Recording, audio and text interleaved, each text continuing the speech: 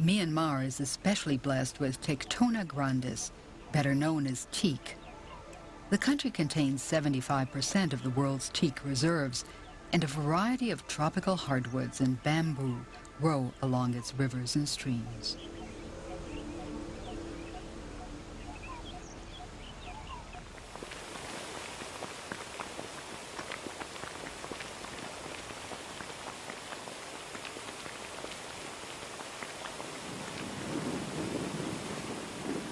Pao farmers use water power to grind the peanuts. The water mill is an important economic factor in the hill country. Noon Wei has been working at the mill since he was 15. He extracts oil from the peanuts using a method that's remained unchanged for centuries. The wheels and the cogs of the mill are made of a tropical hardwood called pecan dough, or Burmese ironwood.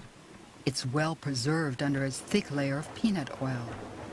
Hoon Wei carefully notes the amount of peanuts each farmer brings him and gives an appropriate amount of freshly pressed oil in return. He's learned his trade from his father. The mill has been in the family for generations. His brother-in-law removes the waste that remains after the pressing.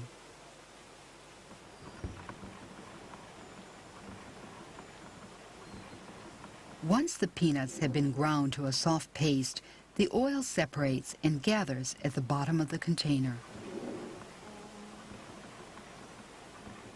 What appears to be a simple process requires patience and knowledge of how the mill works. Repairs are often necessary to keep the old mill, which has been in operation for centuries, running.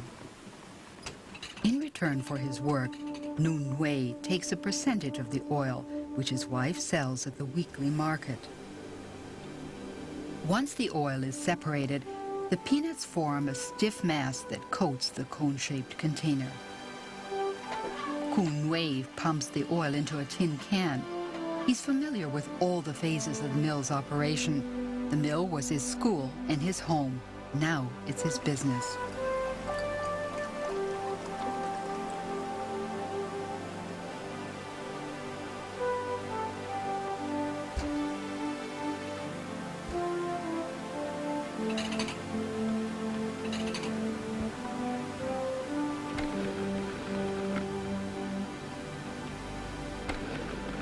Once the oil is extracted, Koon Wei forms the leftover peanuts into a cone shape and removes it from the press. Farmers use this protein-rich byproduct to fertilize their fields and feed their animals. Nothing goes to waste.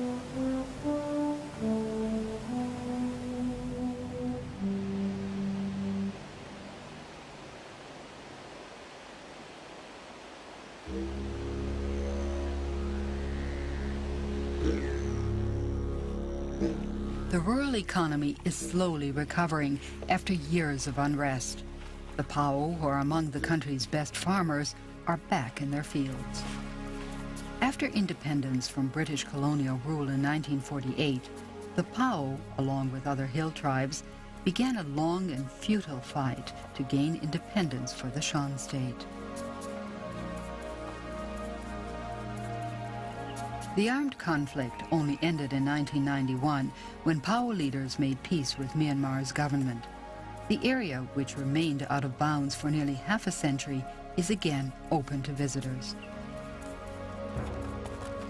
Once a year on the day of the full moon, in the Burmese month of Tabaun, the Pao hold their annual Pagoda or Paya festival among the ruins of Kakku.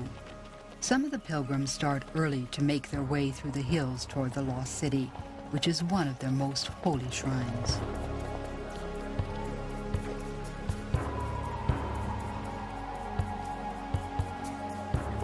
Koon Jo is a blacksmith. He makes the long trip through the bamboo groves each year because he knows there will be work for him to do. Many of the horses and oxen will need to be shod, and many a wooden cart will need repair after the long journey into the hills.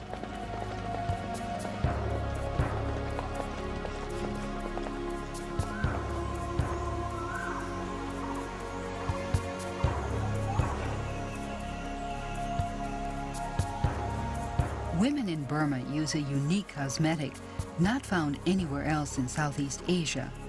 It's tanaka, a yellow paste ground from the fragrant bark of Limonia acidissima, a kind of sandalwood known locally as the tanaka tree.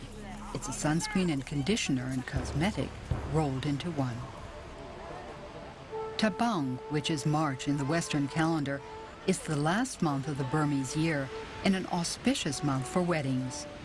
Guests don their Sunday best for the celebration.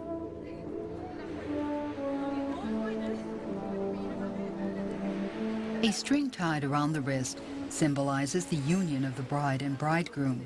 The groom's 85-year-old grandmother has the honor of placing the string around the bride's wrist.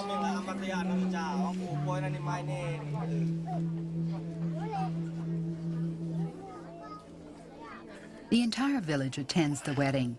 After the ceremony and exchange of marriage vows, the feasting begins. Relatives from distant villages gather for the event and make the wedding a stop on their way to Kakku. The string ceremony is repeated over and over. Now the groom gets his turn.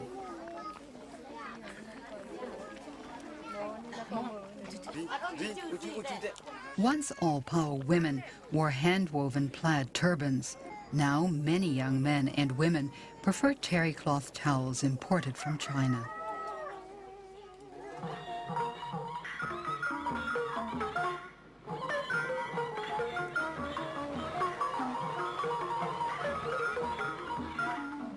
An important part of the festivities is the traditional royal dance, which originated at the court of Mandalay.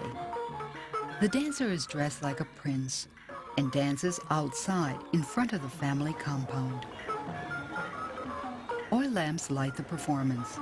Until 120 years ago, dancers were not allowed to perform on stages, and that's why it's important that his feet touch the ground. The dance follows strict rules, allowing only 13 different head movements, 28 eye movements, and 8 body postures.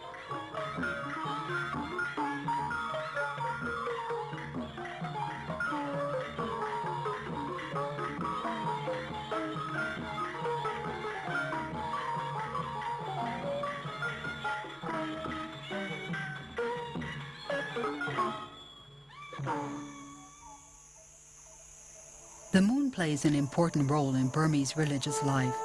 Pagoda festivals are celebrated throughout the country on the day of the third full moon of the year. It occurs during the dry season after the rice harvest. Most of the hill country around Kakku is covered with monsoon forests. Many trees shed their leaves during the dry season to preserve moisture. Others burst into bloom, covering the hills in a profusion of color. There are more than 25,000 flowering tree varieties in Myanmar, along with 70 kinds of bamboo. For the farmers of the Shan Hills, the dry season following the rice harvest is a time to celebrate at their holiest shrine.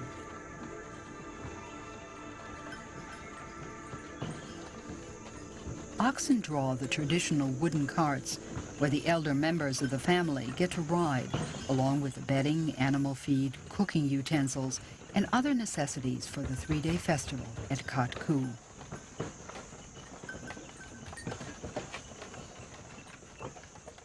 After hours spent bouncing over dusty roads, the villages along the way provide a welcome break. Many carts break down during the long journey and get help from the village blacksmith, who puts everything back in order under the curious eyes of the villagers.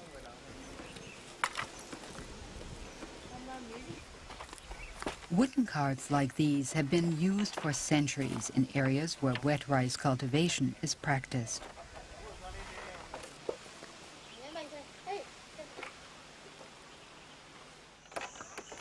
The enormous wheels enable the cart to move through water and mud where other vehicles would be bogged down.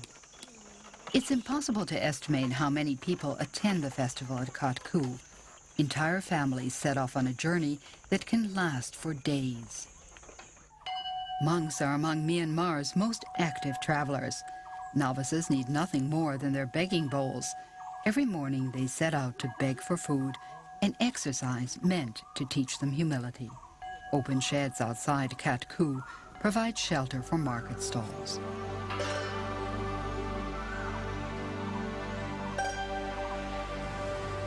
The Namlang River, which flows past Kakku, is a tributary of the Salween, now renamed Tunnel Win.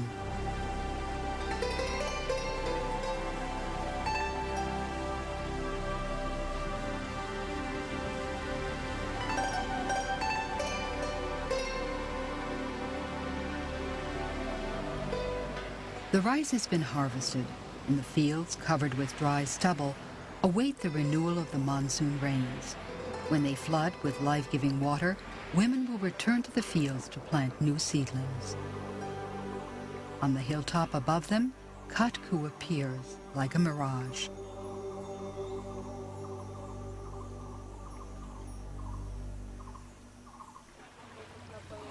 Longboats discharge their passengers at a wooden quay built for the occasion.